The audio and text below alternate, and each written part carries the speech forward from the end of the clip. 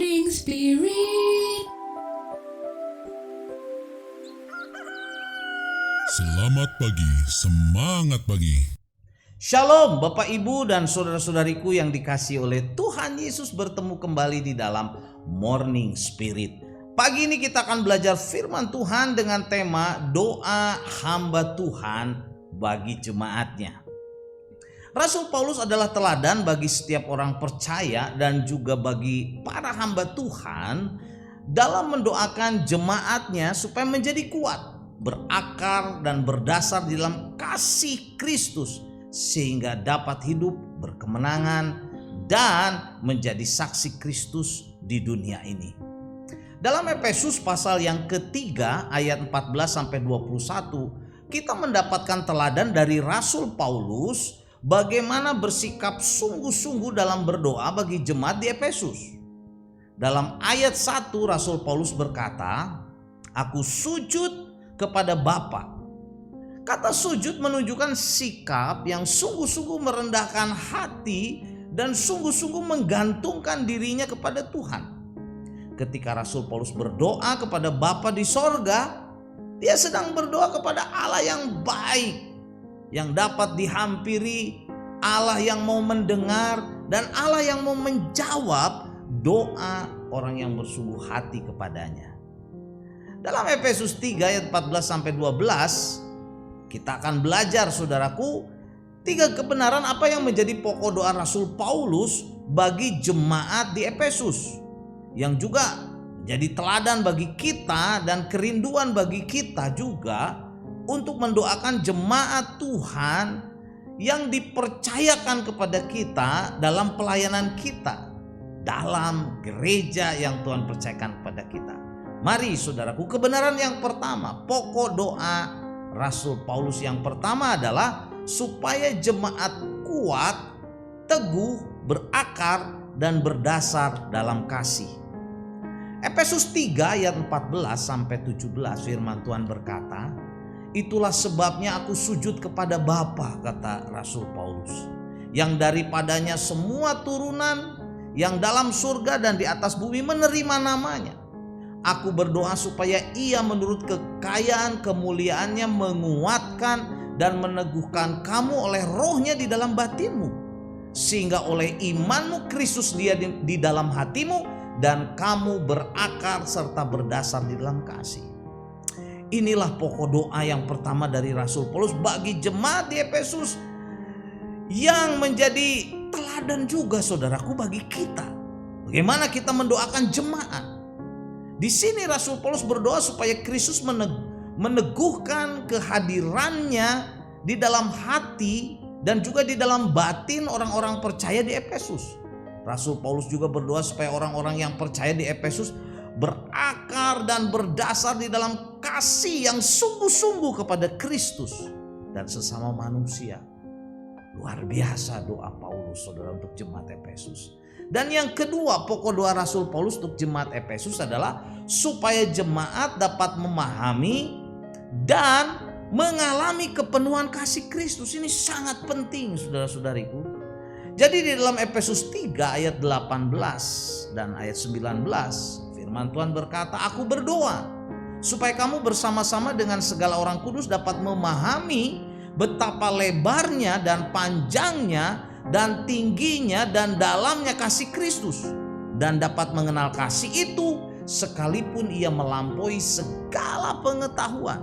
Aku berdoa supaya kamu dipenuhi di dalam seluruh kepenuhan Allah." Inilah doa pokok Paulus yang kedua, saudara, supaya orang-orang percaya di Efesus dapat memahami, saudara, di dalam pikiran dan juga dapat mengalami dalam kasih Kristus di dalam kehidupannya sehari-hari. Luar biasa. Rasul Paulus berdoa supaya orang percaya dipenuhi dengan seluruh kepenuhan Allah, yaitu supaya kehadiran Allah memenuhi orang-orang percaya sedemikian rupa sehingga mereka mencerminkan, saudara, kodrat dan sifat-sifat yang dimiliki oleh Tuhan Yesus Kristus di dalam hidupnya, sehingga bisa menjadi teladan. Wow, kalau jemaat, saudara, yang kita doakan semua mengalami itu seperti di Efesus, pasti, saudaraku, luar biasa banyak jiwa-jiwa dapat dimenangkan. Bila jemaat saudara memahami, mengalami saudaraku kasih Kristus yang lebar, yang panjang, tinggi dalam hidupnya, maka mereka dapat hidup memuliakan nama Tuhan. Itu pasti saudara, itu pasti. Dan pokok doa Paulus yang ketiga adalah saudaraku, supaya jemaat mengerti bahwa ini adalah keyakinan Rasul Paulus di dalam doanya. Nah, mari kita lihat Efesus 3 20 sampai 21 saudara. Paulus berkata, bagi dialah yang dapat melakukan jauh lebih banyak daripada yang kita doakan atau pikirkan, seperti yang ternyata dalam kuasa yang bekerja di dalam kita. Bagi dialah kemuliaan di dalam jemaat dan di dalam Kristus Yesus turun-temurun sampai selama-lamanya. Amin. Saudara, di dalam ayat 20 dan 21 ini Rasul Paulus mempunyai keyakinan saudara dalam doanya bahwa Allah akan melakukan saudara bagi orang-orang percaya bukan saja lebih daripada yang mereka minta di dalam doanya, melainkan juga melebihi apa yang dapat dipikirkan. Apa yang dapat dipikirkan oleh mereka. Jadi saudaraku, Tuhan itu mengabulkan doa yang menjadi keyakinan Rasul Paulus seringkali lebih daripada yang kita doakan saudaraku, lebih daripada yang kita pikirkan. Kenapa saudaraku? Karena Allah itu baik. Yang terpenting adalah mari kita berdoa. Seperti di dalam Efesus pasal 3 ini saudara, mulai ayat 14 sampai 21, Paulus berdoa untuk jemaat supaya jemaatnya saudaraku terus mengalami pertumbuhan. 3 pokok yang disampaikan oleh Paulus itu adalah supaya jemaat kuat, teguh, berakar dan berdasar di dalam kasih. Dan yang kedua, supaya jemaat dapat memahami dan mengalami kepenuhan kasih Kristus. Dan yang ketiga saudaraku, ayat 20 dan 21, keyakinan Rasul Paulus di dalam doanya bahwa Tuhan saudaraku akan melakukan lebih banyak daripada yang dia doakan atau kita doakan atau yang kita pikirkan, seperti yang ternyata dari kuasa yang bekerja di dalam kita. Haleluya. Saudaraku, siapapun kita, mungkin kita guru sekolah minggu, bahkan mungkin kita pemimpin kelompok kecil, persekutuan, kelompok PA, saudaraku, atau saudara gembala di dalam kelas, gembala di dalam jemaat yang Tuhan percayakan kepada saudara.